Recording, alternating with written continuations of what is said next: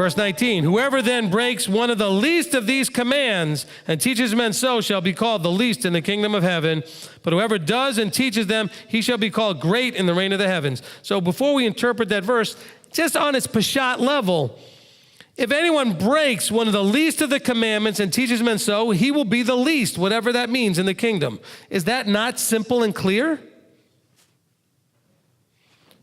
Breaking or teaching men to break. Isn't that exactly what we get out of the mainstream? They're telling everybody it's done away with. You're not breaking anything if you eat pork or keep, Easter and Christmas and other things that come out of paganism. That's fine. You don't have to worry about that. Shabbat, no problem. We moved it to Sunday. It's okay.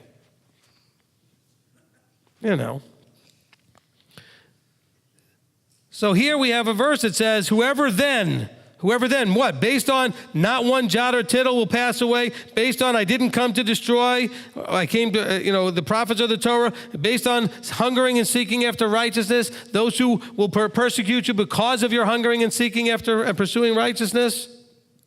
Based on all that, he says, whoever then, in the context of all of this, breaks one of the least of the commands and teaches men so, that person will be considered the lowest by those in the kingdom.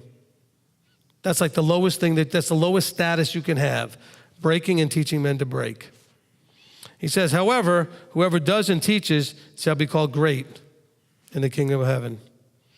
For I say to you, by the way, and I've often said this about verse 19, this is not a verse that you should take as an excuse to get by the skin of your teeth, because after all, if they break it and they teach men to break it, they're still in the kingdom. I don't think so.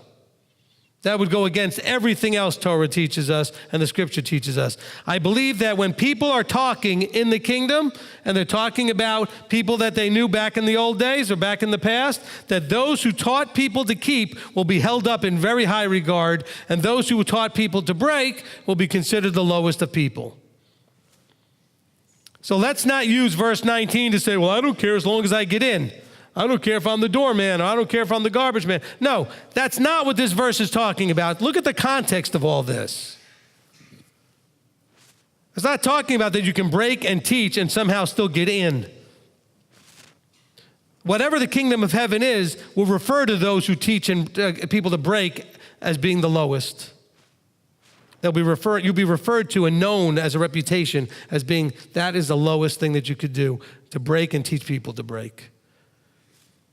Bad enough you break, but to teach people to break the Torah, to break the commandments, and not do what Yahweh said, that's really puts you in a bad place.